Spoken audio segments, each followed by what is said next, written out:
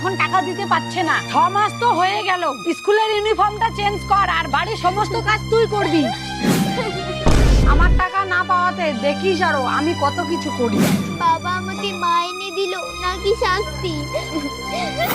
রানীর মতো করে থাকতে চায়, আমাকে আজকেই টাকা লাগবে, এতে ভিক্ষা করে হলেও এনে দে। হ্যাঁ, আর আজকে টাকা আনতে না পারলে তোর খাওয়া বন্ধ।